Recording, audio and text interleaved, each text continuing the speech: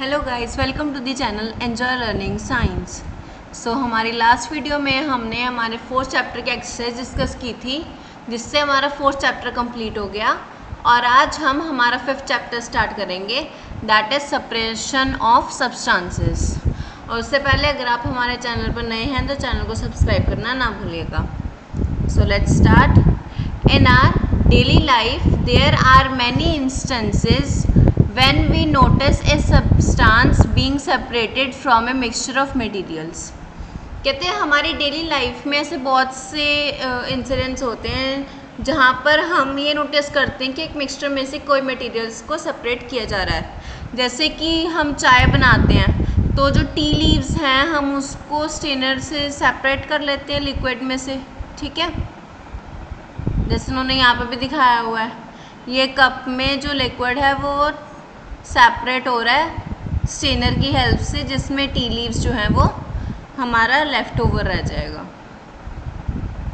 Now grain is separated from stalks while harvesting. Milk or curd is churned to separate the butter. As we learn in chapter 3, we gin cotton to separate its seeds from the fibre. अब कहते हैं जो grains हैं उनको stack में से separate किया जाता है हार्वेस्टिंग के टाइम पर। मिल्क और कर्ड को चर्न करके उसमें से बटर सेपरेट किया जाता है। और हमने चैप्टर 3 में हमारे फाइबर टू फैब्रिक में हमने रीड किया था, जब हमने कॉटन के बारे में रीड किया था कि जो कॉटन के फाइबर्स हैं वो हम सीड्स में से सेपरेट आउट करते हैं, मतलब सीड्स को सेपरेट आउट कर देते हैं तो जो हमारे पास फाइबर बच जाता है वो कॉटन फाइबर होता है। तो वो भी सेपरेशन ऑफ सब्सटेंसेस का ही एग्जाम्पल है। Perhaps you might have eaten salted दलिया और poha. If you found that it had chillies in it, you may have carefully taken them out before eating. अब आपने कभी दलिया और पोहा खाया होगा, ठीक है, नमकीन दलिया और पोहा, तो उसमें आपने जब आपको तीखा लगा वो, और या आपने देखा कि उसमें जो ग्रीन चिलीज़ हैं वो ऊपर ही है, तो आप उसको सेपरेट आउट कर देते हो हम अपने खाने से, ताकि आपको मिर्च ज़्यादा ना लगे। Suppose you are given a basket containing mangoes and guavas and asked to separate them. What would you do? Pick out one kind and place them in a separate container, right? अब अगर आपको suppose करो कि आपको mango और गावा दे दिए गए तो और आपको कहा गया कि उनको सेपरेट आउट करना है, तो आप क्या करोगे कि मैंगोस को अलग कर दोगे, गावास को अलग कर दोगे। Seems easy, but what if the materials we want to separate are much smaller than mango और guava. Imagine you are given a glass of sand with salt mixed in it. Impossible even to think of separating salt from this mixture by picking out grains of sand by hand. ठीक है, ये यहाँ पे इन्होंने butter दिखाया हुआ है, butter separate हो रहा है मिल्क और कर्ड में से चर्निंग की हेल्प से, ठीक है। अब इसमें इन्होंने आगे क्या कहा, ये कहते कि अगर आप ये तो आपने मैंगोज हो गए, गावाज हो गई, या फिर चिली होगी, ठीक है, चिली के पीसेस हो गए, या फिर कॉटन सेपरेट करनी, कुछ ऐसी चीज़ें होगी, ठीक है। लेकिन अगर आपको कोई ऐसा मिक्सचर दे दिया जाए जैसे सैंड और सॉल्ट है, तो आपके लिए तो उनको सेपरेट करना बहुत ही मुश्किल है through the hand picking. But why would we need to separate substances like this at all is what Paheli wants to know. Paheli ये जानना चाहती है कि हम क्यों चीज़ों को सेपरेट आउट करते हैं। Now activity 1, in column 1 of table 5.1 are given a few processes of separation. The purpose of separation and the way separated components are used in mentioned in chapter in column 2 and 3 respectively. However, the information given in columns 2 and 3 is jumped up. Can you match each process with its purpose and the way separated components are used? अब इन्होंने क्या कहा कि ये इन्होंने एक table दे रखे है, एक्टिविटी आपकी, ठीक है, इसमें से आपको कॉलम 1, 2 और 3 को मैच करना है, जिसमें कॉलम 1 में तो आपके प्रोसेस दिए हुए हैं सेपरेशन के, और 2 और 3 में उनके पर्पस और कंपोनेंट्स दिए हैं। ठीक है, तो आपको इनको करेक्टली मैच करना है।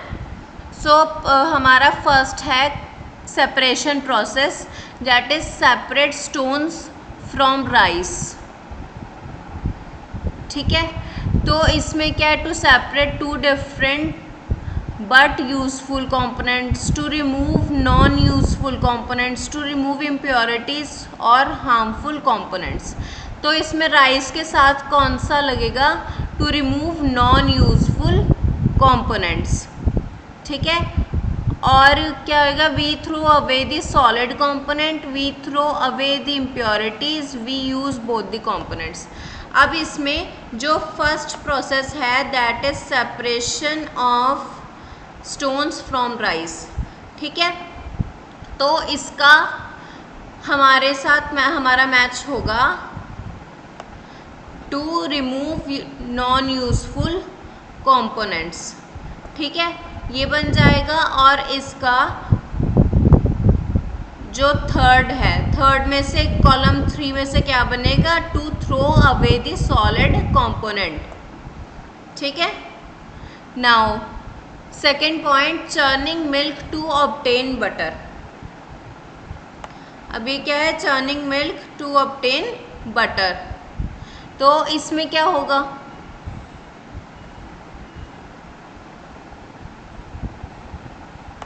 To separate different but useful components. ठीक है, अब मिल्क भी यूजफुल है, बटर भी यूजफुल है, लेकिन दोनों को अगर सेपरेट करेंगे तो उनका यूज़ भी डिफरेंट होगा। ठीक है, और इसका क्या बनेगा, we use both the components. ठीक है, दोनों कंपोनेंट्स को हम यूज़ कर सकते हैं।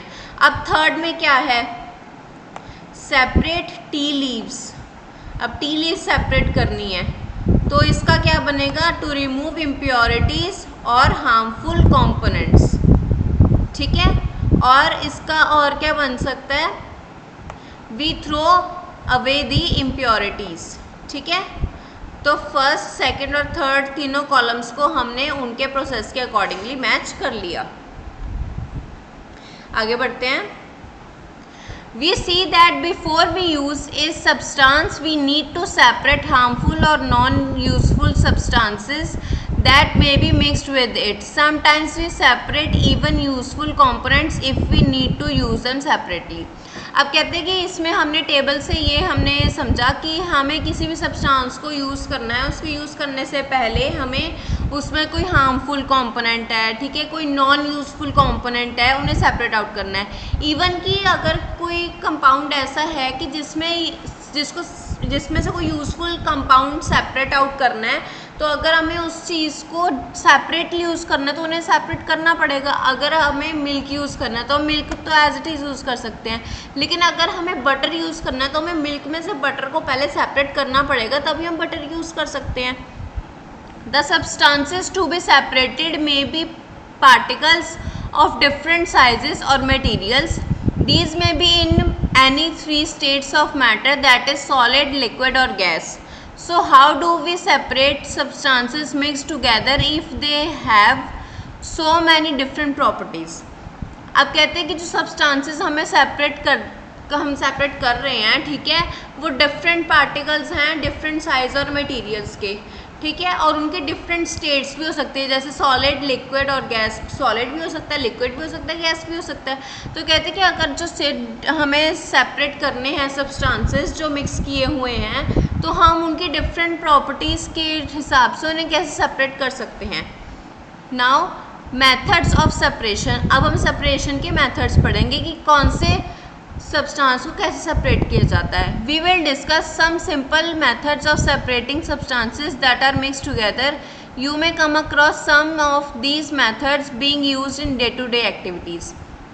अब कहते हैं कि अब हम ऐसे सिंपल मेथड्स डिस्कस करेंगे कुछ जो हम मिक्स्ड सब्सटेंसेस को सेपरेट करने में हमें यूज़फुल होंगे, और इसमें से आपने कुछ जो मेथड्स हैं वो अपने डे टू डे लाइफ में डेली देखते भी हो, ठीक है। Now first method is hand picking. Activity 2. Bring a packet of food grain purchased from a shop to the classroom. Now spread the grains on a sheet of paper. Do you find only one kind of grain On the sheet of paper are there pieces of stone, husks, broken grain or particles of any other grain in it. Now remove with your hand the pieces of stone, husks and other grains from it. अब कहते हैं कि आपने क्या करना है कि shop पे से कोई भी ग्रेन परचेज करनी है, उसका पैकेट परचेज करना है और उसको एक पेपर पे स्प्रेड कर लेना है। तो आप उसमें क्या देखोगे कि उसमें स्टोन्स भी होंगे, ठीक है, उसमें हस्क भी होगी, उसमें डस्ट भी होगी, उसमें ब्रोकन ग्रेन्स भी होंगे या फिर किसी और पार्टिकल के भी ग्रेन्स ऐड होंगे, ठीक है। तो आपने क्या करना है, उन सबको सेपरेट आउट कर लेना है और जो चीज़ हम परचेज करके लेके आए हैं उसको सेपरेट कर लेना है। तो ये मेथड जो है वो हैंड पिकिंग हो जाएगा, ठीक है। This is called hand picking, क्योंकि हमने हमारे हैंड से सेपरेट किया है इसे, ठीक है। This method of hand picking can be use for separating lighter large sized impurities like the PCs of dirt, stone and husk from wheat, rice और पल्सेस, ठीक है। तो अब ये हमारी इम्प्योरिटीज़ हो गई, जैसे कि हमने यहाँ पे रीड किया था, ठीक है। तो ये इम्प्योरिटीज़ थी हमारी, ठीक। तो ये कहते हैं कि अभी हैंड पिकिंग का मेथड है जिसमें हम जो लार्जर साइज इम्प्योरिटीज़ हैं जैसे डस्ट है, स्टोन है, हस्क है, व्हीट, राइस और पल्सेस में से हम इन्हें सेपरेट करते हैं, ठीक है। तो आपने कभी घर में भी देखा होगा कि जब भी कोई भी चीज़ बनती है, चाहे वो व्हीट हो, राइस हो, पल्सेस हो, कोई फ्रूट्स वेजिटेबल्स हो, कुछ भी हो, तो उन्हें पहले क्लीन किया जाता है, उन्हें पहले वॉश किया जाता है। The quantity of such impurities is usually not very large. In such situations, we find that hand picking is a convenient method of separating substances. अब कहते हैं कि क्योंकि ये जो impurities हैं इनकी क्वांटिटी कुछ ज़्यादा नहीं होती, तो हमारे जो हैंड पिकिंग का मेथड है हमें कन्वीनियंट लगता है इन्हें सेपरेट करने के लिए, ठीक है। अब जैसे ये देखो, ये इन्होंने ग्रेन्स लिए हैं, ठीक है।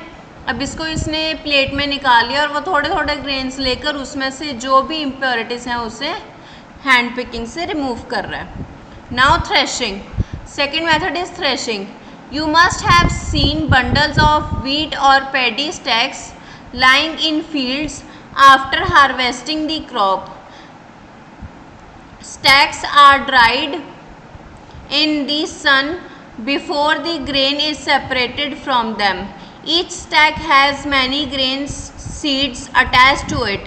Imagine the number of grain seeds in hundreds of bundles of stack lying in the field.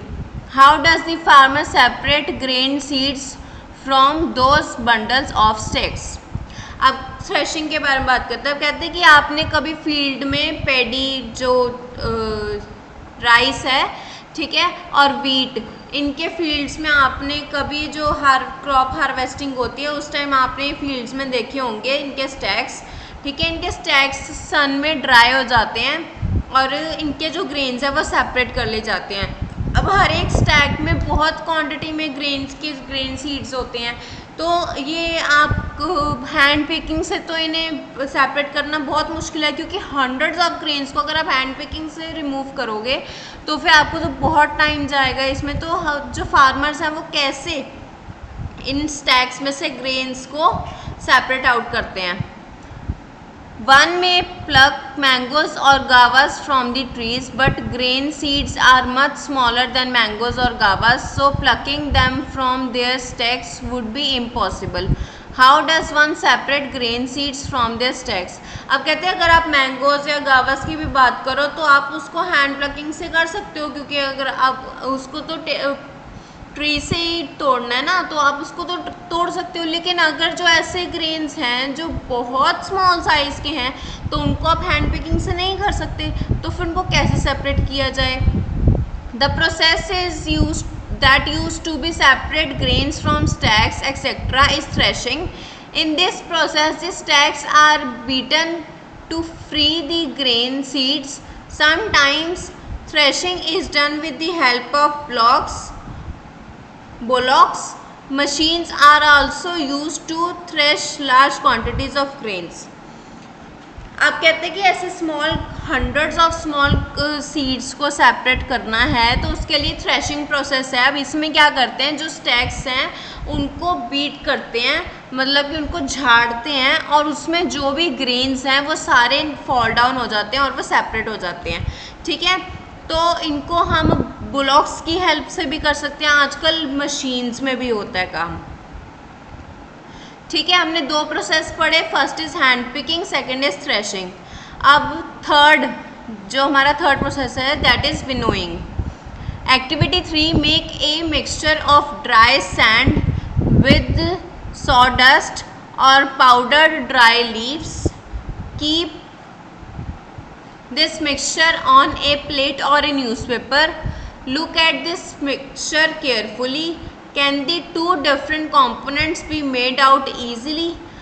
Are the sizes of particles of the two components similar? Would it be possible to separate the components by hand picking? अब इन्होंने activity दी है, कहते हैं कि आप dry sand या dry leaves, powdered dry leaves, ठीक है, इनका मिक्सचर बनाओ और उनको किसी पेपर पे, प्लेट पे या न्यूज़पेपर पे स्प्रेड कर दो। अब उसको केयरफुली ऑब्जर्व करो, आप मिक्सचर को क्या ऑब्जर्व करोगे, क्या आपको उसमें दो तरह के कंपोनेंट्स दिखते हैं, क्या आपको उसमें दो तरह के साइजेस दिखते हैं पार्टिकल्स के, या फिर वो सिमिलर ही दिखती हैं?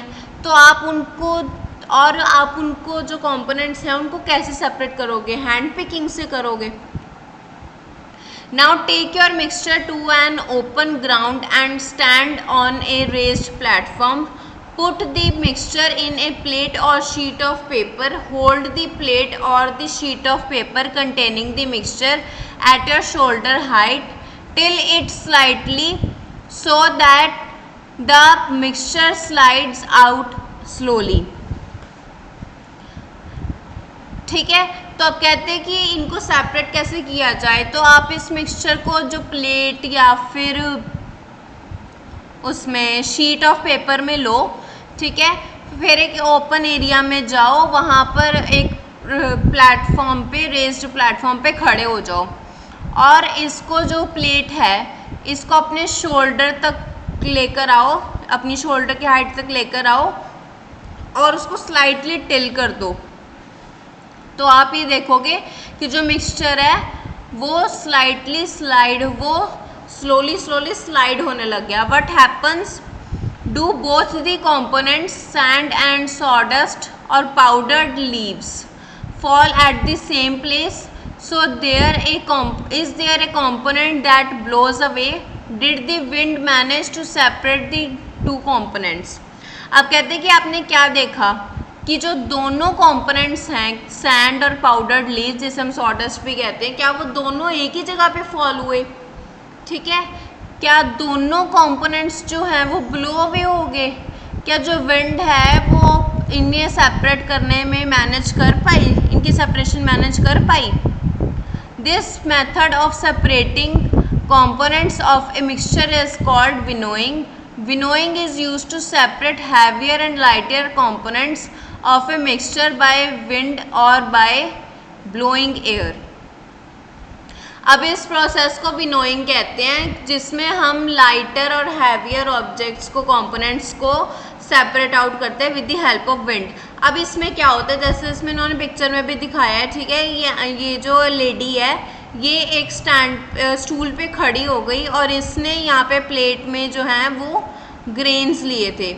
अब इसने क्या किया कि वो ग्रेन्स को, जो प्लेट है उसको स्लाइटली टिल किया और वो ग्रेन्स को नीचे यहाँ पे इसने जो शीट बिछाई थी उसके ऊपर डस्ट करना स्टार्ट किया। तो उससे क्या हुआ कि जो हैवी ग्रेन्स है वो तो नीचे शीट पर सेटल डाउन हो गए, लेकिन जो उसमें लाइटर इम्प्योरिटीज़ थी वो सारी ब्लो अवे हो गई, क्योंकि वो इतनी लाइट थी कि जो विंड थी वो उसको अपने साथ ही ब्लो करके ले गई। This method is commonly used by farmers to separate lighter husk particles from heavier seeds of grains. ठीक है, ये मेथड जो है वो यूजली फार्मर्स यूज़ करते हैं ताकि जो उनके हैवी ग्रेन्स हैं उसमें से जो लाइटर हस्क और डस्ट है वो ईजिली रिमूव हो जाए। The husk particles are carried by the wind, the seeds of grain get separated and form a heap near the platform for winnowing. The separated husks is used for many purposes such as fodder for cattle. अब कहते हैं कि जो husk particles हैं वो wind के साथ blow हो जाते हैं, कैरी अवे कर लेती है, कैरी कर लेती है इनको विंड, ठीक है। और जो ग्रेन्स हैं, जो हैवी सीड्स हैं, वो विनोइंग के प्लेटफॉर्म के पास ही अपना हीप बना लेते हैं, ठीक है, क्योंकि वो हैवी ग्रेन्स हैं तो वो कहीं ज़्यादा तो डिस्टेंस ट्रैवल कर नहीं सकते, तो वहीं पे गिर जाते हैं जहाँ पर उन्हें गिरो। और जो ये हस्क है वो सेपरेट हो जाती है, और ये जो हस्क है इसको हम कैटल्स की फॉडर के लिए भी यूज़ करते हैं। अब हमने 3 मेथड्स रीड किए, पहला हैंड पिकिंग, दूसरा थ्रेशिंग, थर्ड इज़ विनोइंग, ठीक है। अब हम फोर्थ रीड करेंगे, that is sieving. Now sometimes we may wish to prepare a dish with flour, ठीक है। हम आटे से कोई डिश बनाने की, जो आटा है उससे कोई डिश बनाने की कोशिश करते हैं, सोचते हैं। We need to remove impurities and brand that may be present in it. What do? We use a sieve and pour the flour into it. अब कहते हैं हम कई बार आटे से कुछ बनाने की कोशिश करते हैं तो हम क्या करते हैं, तो जो उसमें जो डस्ट है, उसमें इम्प्योरिटीज़ हैं, उसमें ब्रैन है, ठीक है, उसे रिमूव करना ज़रूरी है जो उसमें प्रेजेंट है, क्योंकि वो इम्प्योरिटीज़ हैं उसकी। तो हम क्या करते हैं कि हम सीव में उसको आटे को पोर करते हैं और फिर उसको छान लेते हैं। अब जो हम छलनी में से छन जाता है वो उसको हम यूज़ करते हैं, जो छलनी में लेफ्ट रह जाता है उसे हम गेर देते हैं, क्योंकि that were the impurities. Sieving allows the fine flour particles to pass through the holes of the sieve while the bigger impurities remain on the sieve. अब जैसे इसमें दिखाया है कि ये जो फ्लोर है वो नीचे प्लेट में आ गया और जो बिगर इम्प्योरिटीज़ थी वो सीव में ही रह गई। In a flour mill, impurities like husk and stones are removed from the wheat before grinding it. Usually, a bag full of wheat is poured on a slanting sieve. The sieving removes particles of stone, stack, and husk that may still remain with wheat after threshing and winnowing. ठीक है। अब कहते हैं कि flour mills में क्या होता है कि जो वीट में इम्प्योरिटीज़ होती हैं उन्हें रिमूव करने के लिए ग्राइंडिंग से पहले उन्हें रिमूव किया जाता है। अब कहते हैं कि एक बैग जो वीट से फुल होता है, भरा होता है, उसको स्लांटिंग सीव के ऊपर पोर कर दिया जाता है और उसमें से जितने भी स्टोन्स, स्टैक और हस्क, जो भी इम्प्योरिटीज़ उसमें प्रेजेंट होती हैं वो सारी रिमूव हो जाती हैं। और सीविंग से पहले जो है वो वीट में सबसे पहले थ्रेशिंग होती है, ठीक है, फिर उसके बाद विनोइंग होती है। थ्रेशिंग और विनोइंग के बाद भी जो उसमें इम्प्योरिटीज़ रह जाती है फिर वो सीविंग की हेल्प से उन्हें रिमूव किया जाता है। You may have also noticed similar sieves being used as construction sites to separate pebbles and stones from sand, ठीक है। जैसे इसमें दिखाया है ये कंस्ट्रक्शन साइट पे ये इन्होंने सीव लगाया हुआ, स्लांटिंग सीव, ठीक है। इसमें ये रेत डाल रहे हैं और जो इसमें से स्टोन्स हैं और पेबल्स हैं वो सारे इसमें ही रह गए सीव में, और जो लाइटर सीमेंट है वो नीचे आ गया, ठीक है। Now activity 4, bring a sieve and a small quantity of flour from home to the class. Sieve the flour to separate many impurities in it. Now make a fine powder of chalk pieces and mix it with the flour. Can we separate the flour and the powdered chalk by sieving? Sieving is used when components of a mixture have different sizes. अब कहते हैं कि आप ये activity class में perform करो कि आप अपने घर से एक सीव और थोड़ा सा आटा लेकर जाओ, ठीक है, और उसकी इम्प्योरिटीज़ को सीव कर लो फ्लोर की, ठीक है, और इम्प्योरिटीज़ को घेर दो। उसके बाद आप क्या करो कि चॉक का पाउडर बनाओ और उसको आटे के साथ मिक्स कर दो और उसको सीव करने की कोशिश करो, ठीक है, क्या वो जो चॉक है वो आटे में से सेपरेट आउट हो जाएगा? तो कहते हैं कि जो सीविंग है वो दो डिफरेंट साइज के कंपोनेंट्स को सेपरेट आउट करने में यूज़ की जाती है। अब हमने 4 प्रोसेसेस पढ़े। पहला है हमारा hand picking, then threshing, then winnowing, then sieving. अब आगे हम पढ़ेंगे सेडिमेंटेशन, डिकेंटेशन एंड फिल्ट्रेशन। ठीक है। Now sometimes it may not be possible to separate components of a mixture by winnowing and hand picking. For example, there may be lighter impurities like dust or soil particles in rice or pulses. How are such impurities separated from rice or pulses before cooking? अब कहते हैं कई बार ये impossible होता है कुछ components को, impurities को सेपरेट आउट करना विनोइंग और हैंड पिकिंग से, क्योंकि उनका साइज़ इतना छोटा होता है कि हम उसको सेपरेट कर ही नहीं सकते। जैसे राइस है, अब उसमें कोई सॉयल, डस्ट या फिर ऐसी इम्प्योरिटीज़ हैं जिन्हें हम रिमूव ही नहीं कर सकते हैंड पिकिंग से। ठीक है, तो अब हम क्या करेंगे कि कैसे वो इम्प्योरिटीज़ रिमूव होंगी कुकिंग से पहले, क्योंकि हमें तो हमारा जो राइस है, पल्सेस या कुछ ऐसा बनाना है, ठीक है, उसके लिए तो हमारी इम्प्योरिटीज़ रिमूव होनी बहुत ज़रूरी है। नाउ राइस और pulses are usually washed before cooking, तो हम उन्हें वॉश करके जो है उनकी इम्प्योरिटीज़ रिमूव करते हैं। We add when you add water to these, the impurities like dust particles get separated. These impurities go into water. Now what will sink in the bottom of the vessel?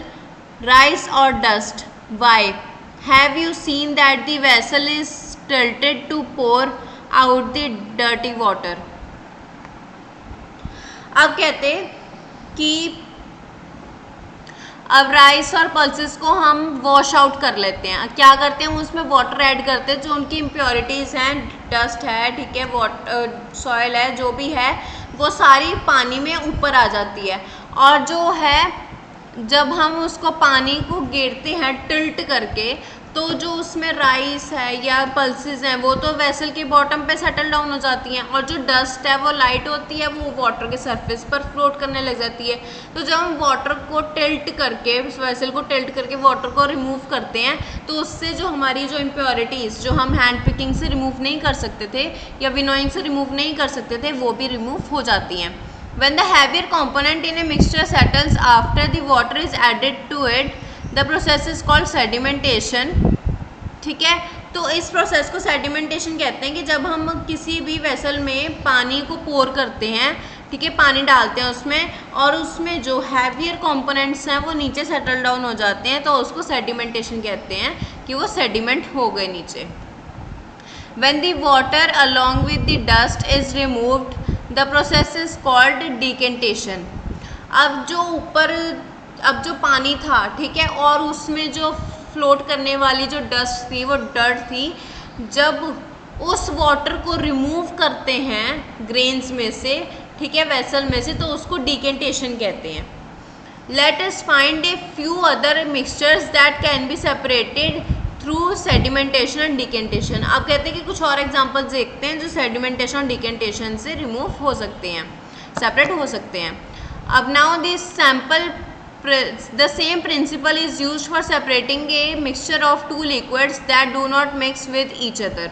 For example, oil and water from their mixture can be separated by this process. If a mixture of such liquids is allowed to stand for some time, they form two separate layers. The component that forms the top layer can be separated by decantation. अब कहते हैं कि ये same principle हम apply कर सकते हैं उन दो लिक्विड्स पर जो कभी भी आपस में मिक्स नहीं होते, जैसे ऑयल और वाटर, ठीक है। तो जब भी हम ऑयल और वाटर को मिक्स करने की कोशिश करते हैं, जब भी हम वाटर में ऑयल पोर करते हैं, तो हम उसको क्या करते हैं, थोड़ी देर के लिए उसको लेफ्ट ओवर कर दो, ठीक है, टेक इट अनडिस्टर्ब्ड। तो आप क्या देखोगे कि जो ऑयल है उसने अपनी एक सेपरेट लेयर बना लेगा वो वाटर के ऊपर। तो आप इसको क्या करोगे कि वो उसको ग्लास को, वेसल को थोड़ा सा टिल्ट करोगे, और जो वो ऑयल है वो किसी और वेसल में ट्रांसफ़र हो जाएगा। तो हम ये प्रोसेस हो गया डिकेंटेशन। ठीक है, तो हम डिकेंटेशन की हेल्प से जो उसकी टॉप लेयर जो ऑयल की लेयर बन गई थी वाटर के ऊपर, तो ऐसे ही हम उसको रिमूव करके ऑयल और वाटर को सेपरेट कर लेंगे। Let us again consider a mixture of solid and liquid. After preparing tea, what do you do to remove the tea leaves? Usually we use strainer to remove tea leaves. Try decantation. It helps a little, but do you still get a few leaves in your tea? Now pour the tea through a strainer. Did all the tea leaves remain in the strainer? This process is called filtration. Which method of separating tea leaves from prepared tea is better, decantation or filtration? अब कहते हैं कि अब एक और example लेते हैं कि जैसे आपने चाय बनाई, ठीक है, तो हम यूजुअली क्या करते हैं कि जो चाय है उसको हम स्टेनर से स्टेन करते हैं। ठीक है, स्टेनर यूज़ करके उसकी टी लीव्स रिमूव करते हैं चाय में से। अब कहते हैं कि आप स्टेनर की जगह डिकेंटेशन प्रोसेस करने की कोशिश करो, कि कहते हैं आपको थोड़ी हेल्प तो करेगी, लेकिन आप ये देखोगे कि आपकी चाय में कुछ टी लीव्स भी आ गई। ठीक है, अब कहते हैं कि आप इसको स्टेनर से फिल्टर करो, अपनी टी को स्टेनर से करो, तो फिर आप क्या देखोगे कि जो जितना भी टी लीव्स रिमेन हुए थे, ठीक है, वो सारे उसमें स्टेनर में आ गए। तो ये प्रोसेस क्या हुआ जिसमें हम सॉलिड और लिक्विड को सेपरेट करते हैं, ठीक है, with the help of strainer और सम सीव, तो उसको हम फिल्ट्रेशन कहते हैं। ठीक है, तो अब कहते हैं कि कौन सा प्रोसेस ज़्यादा बेटर है, डिकेंटेशन और फिल्ट्रेशन टी लीव्स को सेपरेट करने के लिए? फिल्ट्रेशन ज़्यादा बेटर है, क्योंकि उसमें क्या है कि जितना भी सॉलिड मटेरियल है वो सारा स्टेनर में आ जाएगा, तो जो हमारा लिक्विड है सिर्फ वही रह जाएगा, उसमें कुछ भी सॉलिड मटेरियल नहीं आएगा। Let us now consider the example of water that we use. Do all of us at all times get safe water to drink? Sometimes water supplied through taps may be muddy. The water collected from ponds or rivers may also be muddy, especially after rains. Let us see if we can use some method of separation to remove insoluble impurities like soil from the water. अब कहते हैं कि water की example ले लेते हैं। ठीक है, क्या आपको हम हमेशा एवरी टाइम क्या आपको सेफ वाटर ड्रिंक करने को मिलता है? ठीक है, जो वाटर सप्लाई होता है टैप्स में, कई बार वो मड्डी होता है। ठीक है, कई बार हम कह देते हैं ना कि पानी काला आ रहा है, ठीक है, तो उसमें मड होता है, उसमें डस्ट होती है, डर्ट होती है। और कई बार जो वाटर पॉन्ड्स और रिवर्स में कलेक्ट होता है तो उसमें भी मिट्टी होती है, स्पेशली आफ्टर रेन्स। ठीक है, तो जो उसमें पानी में से हम सॉइल को कैसे सेपरेट करें? वो भी तो इनसॉल्युबल इम्प्योरिटीज़ हैं, जो सॉइल है वो भी तो सॉल्युबल नहीं होती वाटर में, तो उसे कैसे रिमूव करें? Now activity 5, collect some muddy water from a pond or a river.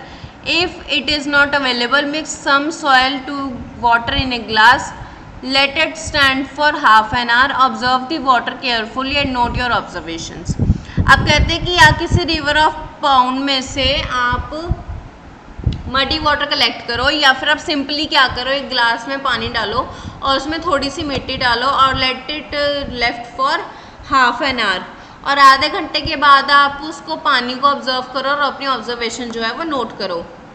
Does some soil settle at the bottom of water? By what will you call this process?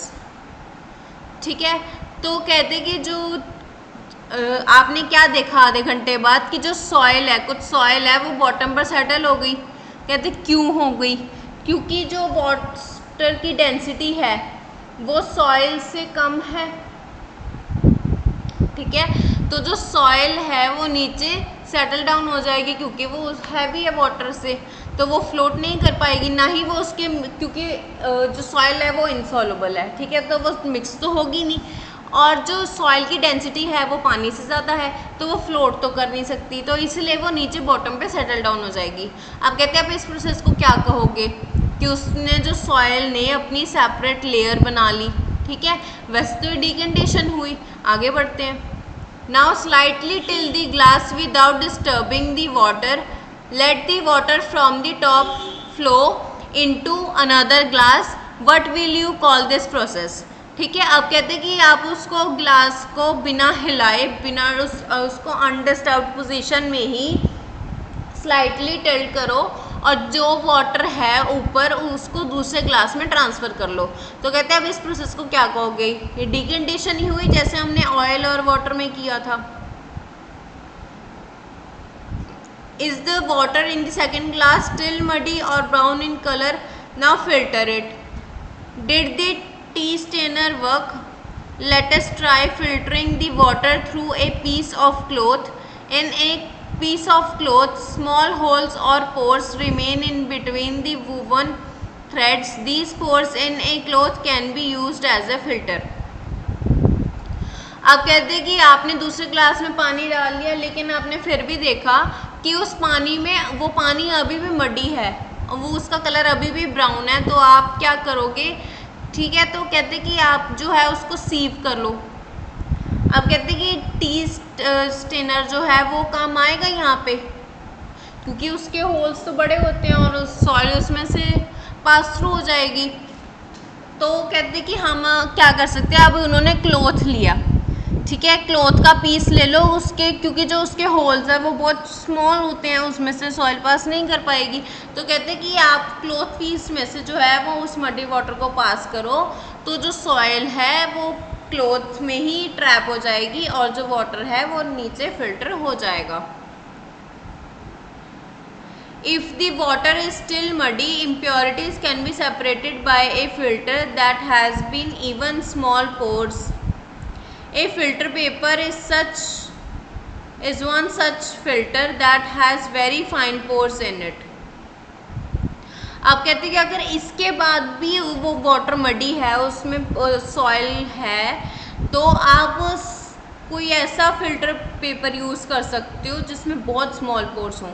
ठीक है, अब कहते हैं कि जो फिल्टर पेपर जो हम लैब्स में यूज़ करते हैं, that is the best example. ठीक है, क्योंकि उसके बहुत फाइन पोर्स होते हैं, बहुत स्मॉल पोर्स होते हैं, उसमें से सॉइल है वो पास नहीं हो सकती।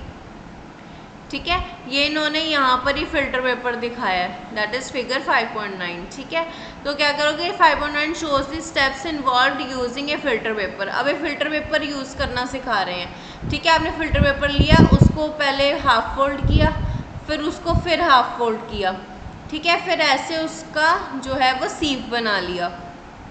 उसके बाद ये filter paper folded in the turn off, ठीक है, फिर अब ये फिगर जो 5.10 है, अब ये दिखा रही थी mixture is then poured in the filter paper, solid particles in a mixture do not pass through it and remain the filter. ठीक है, तो अभी कहते हैं कि ऐसे आप जो फनल है, ठीक है, उसमें ऐसे फिल्टर पेपर फिट कर दो और उसके ऊपर इस मडी वाटर को पोर कर दो, तो आप क्या देखोगे कि जो सॉइल है वो फिल्टर पेपर में ट्रैप होगी और नीचे जो ग्लास में है वो क्लीन वाटर आ गया। Fruit and vegetable juices are usually filtered before drinking to separate the seeds and solid particles of pulp. The method of filtration is also used in the process of preparing cottage cheese, that is paneer, in our homes. You might have seen that for making paneer, a few drops of lemon juice are added to milk as it boils. This gives a mixture of particles of solid paneer and a liquid. The paneer is then separated by filtering the mixture through a fine cloth or a strainer. अब कहते हैं कि fruit और vegetable की जो juices हैं, ठीक है, उनको भी हम फिल्टर करते हैं पीने से पहले, ठीक है, ताकि जो उनके सीड्स हैं और सॉलिड पार्टिकल्स हैं जैसे उनका पल्प है वो सेपरेट आउट हो जाए। ठीक है, तो कहते हैं अब जो द मेथड ऑफ फिल्ट्रेशन, अब जो फिल्ट्रेशन का मेथड है, ठीक है, ये हम चीज़ जो घर पे जो हमारा पनीर बनता है, जो घर पे पनीर बनता है उसमें भी हम यूज़ करते हैं। हम क्या करते हैं कि जो बॉइलिंग वाटर है, बॉइलिंग मिल्क है, उसमें हम फ्यू ड्रॉप्स ऑफ मिल्क डालते हैं, ठीक है, और उसके बाद जब वो बॉइलिंग मिल्क में आप लेमन डालोगे तो उससे वो क्या है, वो दूध फट जाएगा। दूध फट जाएगा तो क्या होगा कि उसके ऊपर जो मलाई है वो पनीर बन जाएगी। फिर उसके बाद आप क्या करोगे, वो मिल्क को फिल्टर कर दोगे स्ट्रेनर से या फाइन क्लॉथ से, ताकि जो पनीर है वो उसमें क्लॉथ में और स्ट्रेनर में आ जाए और जो मिल्क है, ठीक है, वो सेपरेट आउट हो जाए ताकि हम उसको चीज़ को यूज़ कर सकें। ठीक है, अब हमने क्या क्या प्रोसेस पढ़े। सबसे पहले हमने पढ़ा हैंड पिकिंग, उसके बाद थ्रेशिंग, फिर विनोइंग, फिर सीविंग, फिर हमने पढ़ा सेडिमेंटेशन, डिकेंटेशन और फिल्ट्रेशन। ठीक है, अब हम पढ़ेंगे evaporation. Now activity 6, add 2 spoons of salt to water in another beaker and stir it well. Do you see any change in the color of water? Can you see any salt in the beaker after stirring? Heat the beaker containing the salt water. Let the water boil away what is left in the beaker. ठीक है, आप कहते हैं कि 2 beakers लो, ठीक है, एक में तो आप अकेला पानी डालो, दूसरे बीकर में आप पानी के बीच में सॉल्ट डालो और उसको स्टर कर दो। ठीक है, आप क्या ऑब्जर्व करोगे कि जब आपने उसको स्टर किया तो वो पहले बीकर की तरह ही बन गया। ठीक है, अब आपने क्या किया, उसमें कोई कलर चेंज हुआ ही नहीं। अब आपने क्या किया, क्योंकि आपको वो सॉल्ट पार्टिकल्स तो दिख नहीं रहे, तो आपने उस वाटर को बॉईल कर दिया। ठीक है, वाटर बॉईल किया तो क्या हो गया, वाटर सारा गायब हो गया उसमें से, बीकर में से, तो नीचे क्या रह गया, सॉल्ट। ठीक है, अब जैसे इन्होंने वाटर को हीट किया, वाटर सारा गायब हो जाएगा और इसमें जो रह जाएगा वो सॉल्ट के क्रिस्टल्स होंगे। In this activity we use the process of evaporation to separate a mixture of salt and water. ठीक है, अब जो वाटर सारा उड़ गया और सॉल्ट हमारे पास लेफ्ट ओवर रह गया, अब इस प्रोसेस को हम क्या कहेंगे, इवेपोरेशन। ठीक है, the process of conversion of water into vapour is called evaporation, क्योंकि हमने जो वाटर है, जो लिक्विड है, उसको गैस में कन्वर्ट कर दिया। The process of evaporation takes place continuously whenever water is present. ठीक है, और जो evaporation है वो continuously होती रहती है जहाँ भी पानी present हो। Where do you think salt comes from? कहते हैं, आप क्या सोचते हो जो नमक है वो कहाँ से आता है? Sea water contains many salts mixed in it. One of these salts is the common salt. When seawater is allowed to stand in shallow pits, water gets heated by sunlight and slowly turns into vapor form through evaporation. अब कहते हैं कि जो सी water है, ठीक है, वो उसमें बहुत सारे सॉल्ट्स होते हैं। ठीक है, उसमें उन सॉल्ट्स में से एक सॉल्ट जो कॉमन सॉल्ट होता है, वो नमक जो हम हमारे खाने में यूज़ करते हैं। ठीक है, तो कहते हैं कि जब ये सी वाटर है, ये कहीं भी पिट में, किसी शैलो पिट में आता है, तो ये वाटर सनलाइट की हेल्प से इवेपोरेट हो जाता है, हीट हो जाता है और वेपर्स में कन्वर्ट हो गए, ये इवेपोरेट हो जाता है। In few days the water evaporates completely living behind the solid salts. ठीक है, अब कुछ दिनों में वाटर इवेपोरेट हो जाता है और जो पीछे रह जाते हैं वो सॉल्ट्स होते हैं सॉलिड फॉर्म में। Common salt is then obtained from this mixture of salts by further purification. अब कहते हैं इन सॉल्ट्स का जो आगे फर्दर प्योरिफिकेशन करके हम जो है हमारा नमक ले लेते हैं, दैट इज कॉमन सॉल्ट। ठीक है, अब ये देखो, अब ये सी है जिसमें बहुत सारे सॉल्ट्स हैं। ठीक, अब ये पानी, जब पानी का बहाव तेज़ हुआ तो ये पानी यहाँ पिट्स में आ गया। ठीक, अब ये जो पानी है वो सनलाइट के एक्शन से जो है वेपोरेट हो जाएगा और इन पिट्स में जो क्या है, सॉल्ट्स लेफ्ट ओवर रह जाएंगे। Now use of more than one method of separation.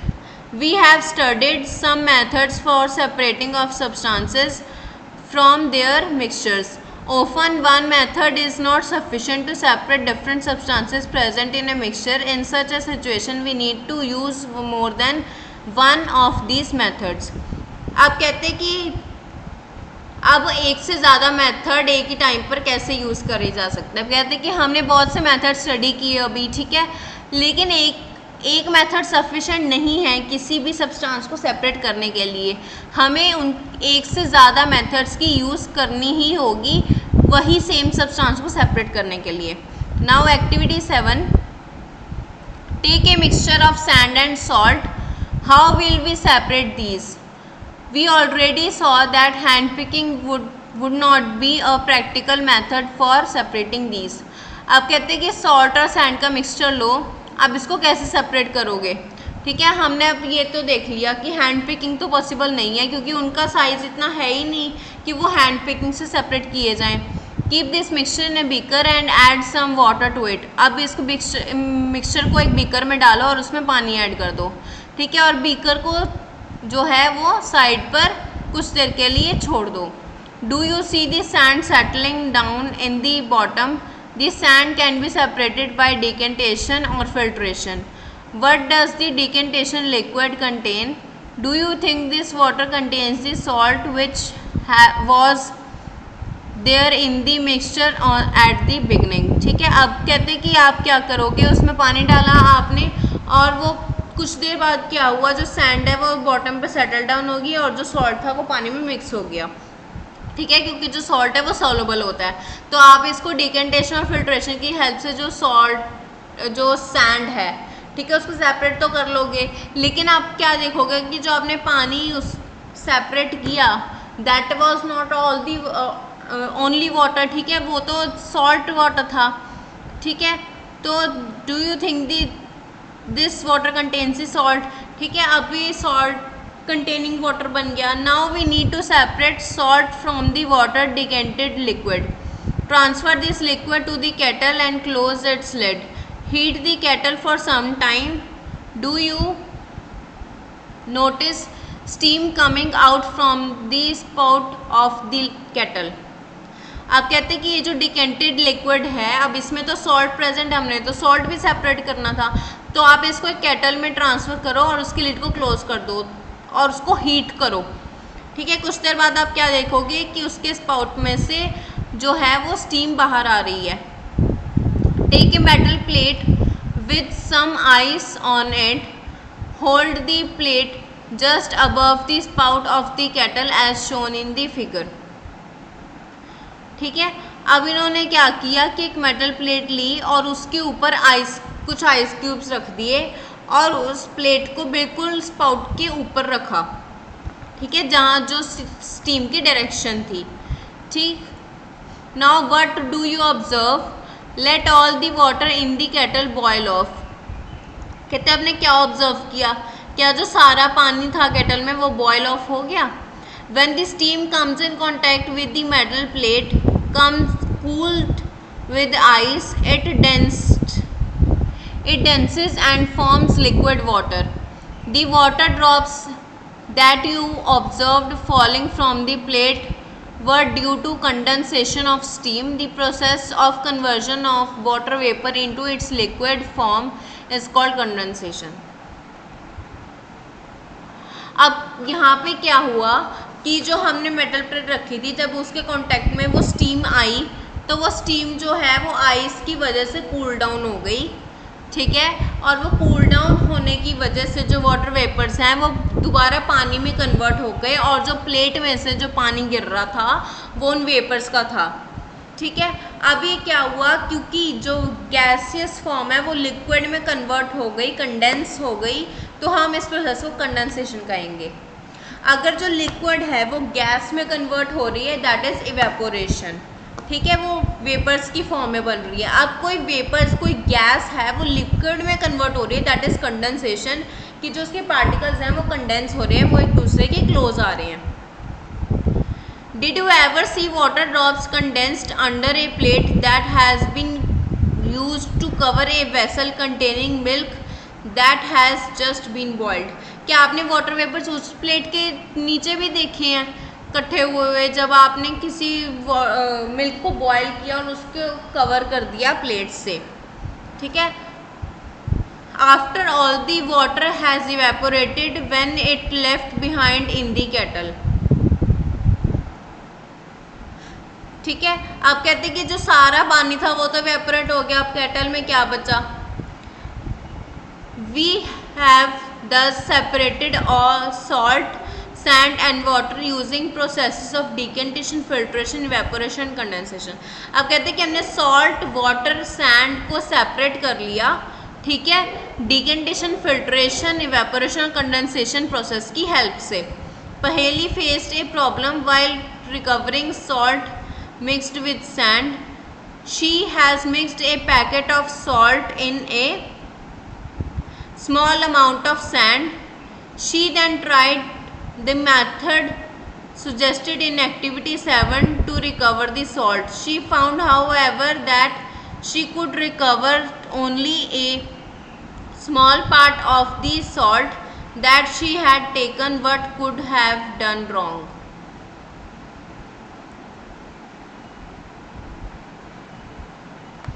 ठीक है।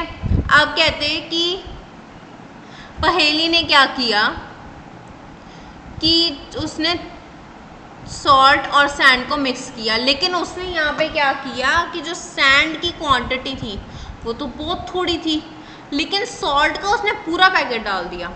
उसने पूरा एक्टिविटी 7 परफॉर्म किया, जैसे हमने अभी किया ना कि डिकेंटेशन से उसमें पानी पोर किया, फिर डिकेंटेशन से किया, फिर सॉल्ट वाटर को इवेपोरेट किया, आगे किया, वो सारा प्रोसेस उसने वैसे ही किया, लेकिन फिर भी वो सिर्फ कुछ पार्ट ही सेपरेट कर पाई। वो सारा जो कंपोनेंट है, सारे कंपोनेंट्स हैं, वो सेपरेट आउट नहीं कर पाई। अब उसने यहाँ पे क्या गलत किया, क्योंकि जो यहाँ पे सॉल्ट की क्वांटिटी, ठीक है, can water dissolve any amount of a substance, क्या जो पानी है वो किसी भी अमाउंट में सब्सटेंस डिजॉल्व कर सकता है।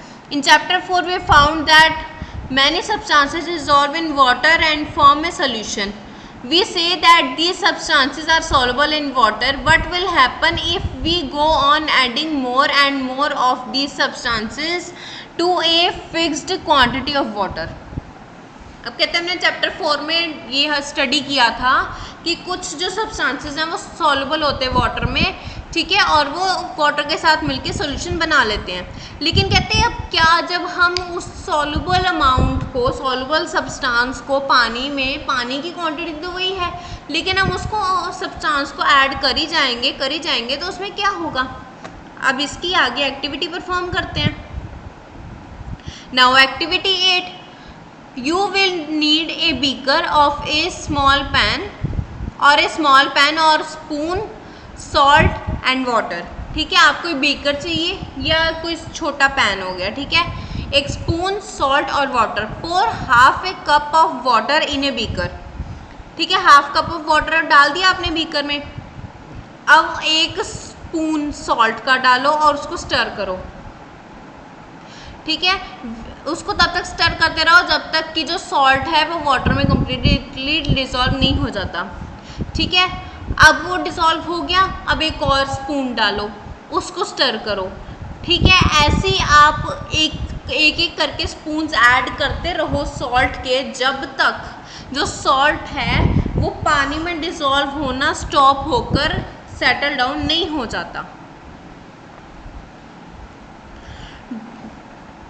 After adding a few spoons of salt, do you find that some salt remains undissolved and settles at the bottom of the beaker? ठीक है, अब आपने ये नोटिस किया कि जब हम उसको ऐड करते गए सॉल्ट को, तो एक पॉइंट ऐसा आया जहाँ पर जो सॉल्ट है वो डिसॉल्व होना बंद हो गया और वो बॉटम पर, बीकर के वेसल के बॉटम पर सेटल डाउन हो गया, जैसे सैंड हुई थी। If yes, this means that no more salt can be dissolved in the amount of water we have taken. The solution is now said to be saturated. ठीक है, अगर ऐसा है तो इसका मतलब ये है कि जितना हमने पानी लिया था उसमें और सॉल्ट डिसॉल्व नहीं हो सकती, और इसका मतलब ये हुआ कि जो सॉल्ट सोल्यूशन था उसका सैचुरेटेड पॉइंट आ गया, सैचुरेशन पॉइंट आ गया। Here is a hint as to what might have gone wrong when Paheli tried to recover large quantity of salt mixed with the sand. Perhaps the quantity of salt was much more than the required to form a saturated solution. ठीक है, अब कहते हैं कि ये hint है इस बात का कि पहेली से क्या मिस्टेक हुई कि उसने सैंड तो स्मॉल अमाउंट में ली, लेकिन उसने सॉल्ट को इतनी हाई क्वांटिटी में ले लिया कि जो है वो वाटर के सैचुरेटेड जो सॉल्यूशन बना, सॉल्ट सॉल्यूशन बना, उसका सैचुरेशन पॉइंट से भी ऊपर था। The undissolved salt would have remained mixed with the sand and could not be recovered. She could solve her problem by using a large quantity of water. ठीक है, तो अब कहते हैं कि जब उसको सैचुरेशन पॉइंट आ गया लिक्विड का, तो उसमें क्या हुआ कि जो सॉल्ट डिजॉल्व नहीं हुआ वो नीचे सैंड के साथ सेटल डाउन हो गया। अब उसको अपनी इस प्रॉब्लम को सॉल्व करने के लिए बहुत लार्ज क्वांटिटी में पानी चाहिए। जितना उसने सॉल्ट लिया है उसके अकॉर्डिंग उसे पानी चाहिए, इतना कि वो सारा का सारा सॉल्ट जो है वो पानी में डिज़ोल्व हो जाए कम्प्लीटली, कुछ भी लेफ्ट ओवर ना रहे, तभी जो सैंड और सॉल्ट है वो सेपरेट आउट होंगे। Suppose she did not have sufficient quantity of water to dissolve all the salt in a mixture. Is there any some other way that water could be made to dissolve more salt before the solution gets saturated? Let us try and help पहेली out. आप कहते हैं कि suppose करो कि पहेली के पास इतना पानी नहीं है कि वो सारा सॉल्ट डिज़ोल्व कर सके, तो कहते हैं क्या कोई ऐसा तरीका है कि पानी में वो सारा सॉल्ट डिज़ोल्व भी हो जाए और उसको सैचुरेशन पॉइंट भी ना आए। ठीक है, आप कहते हैं कि देखते हैं, ट्राई करते हैं कि क्या सोल्यूशन निकल सकता है और पहेली की हेल्प कर सकते हैं। Now activity 9, take some water in a beaker and mix salt in it until it can not dissolve any more salt. This will give you a saturated solution of salt in water. ठीक है, आप कहते हैं कि आप क्या करो, एक बीकर लो और उसमें सॉल्ट, उसमें पानी लो, ठीक है, और उसमें सॉल्ट तब तक मिक्स करो जब तक कि वो मिक्स होना स्टॉप ना हो जाए। ठीक है, जब वो पानी में सॉल्ट मिक्स होना बंद हो जाएगा, इसका मतलब कि उसका वाटर का सैचुरेशन पॉइंट आ जाएगा। Now add a small quantity of salt to the saturated salt solution and heat it. ठीक है, अब इस सैचुरेटेड सॉल्यूशन में आप 1 स्पून उसमें ऐड करो या थोड़ा सा सॉल्ट उसमें ऐड करो और उसको हीट करो सॉल्यूशन को। व्हाट डू यू फाइंड, आपको क्या मिला? What happens to the undissolved salt in the bottom of the beaker? जो undissolved salt है बीकर में, उसका क्या हुआ? Does it dissolve now? If yes, can some more salt be dissolved in the solution by heating it? कहते हैं अगर वो जो salt है जो बॉटम पर लेफ्ट ओवर रह गया था सैचुरेशन होने के बाद, ठीक है, तो जब हमने उसको सॉल्यूशन को हीट किया, क्या वो जो सॉल्ट है वो मिक्स हो गया? अगर हो गया तो क्या हम हीटिंग प्रोसेस के थ्रू उसमें और सॉल्ट ऐड कर सकते हैं? Let this hot solution cool, does this salt appear to settle at the bottom of the beaker again. ठीक है, तो इस सैचुरेटेड सोल्यूशन को हमने कूल होने दिया, क्या हमने ये नोटिस किया कि वो सॉल्ट फिर से बॉटम पर सेटल डाउन हो गया? The activity suggest that larger quantity of salt can be dissolved in water on heating. ठीक है, does water dissolve all equal quantities of different soluble substances? Let us find out. अब कहते हैं कि इस activity से हमें क्या पता चला कि अगर हम वाटर को हीट करते हैं तो उसमें हम large quantity of salt dissolve कर सकते हैं। ठीक है, अब कहते हैं कि उसी में जो does water dissolve equal amounts of different soluble substances. अब कहते हैं कि जो वाटर है वो इक्वल अमाउंट में सारे डिफरेंट सॉल्युबल सब्सटेंसेस को डिजॉल्व कर सकता है अपने में। देखते हैं activity 10, take 2 glasses and pour half a cup of water in each of them. Add 1 teaspoon of salt to a glass and stir till the salt dissolves. Go on adding salt 1 teaspoon at a time till the solution saturates. Record the number of spoons of salt that dissolved in the water in table 5.2. Now repeat the same activity with sugar. Repeat this with some more substances that are soluble in water.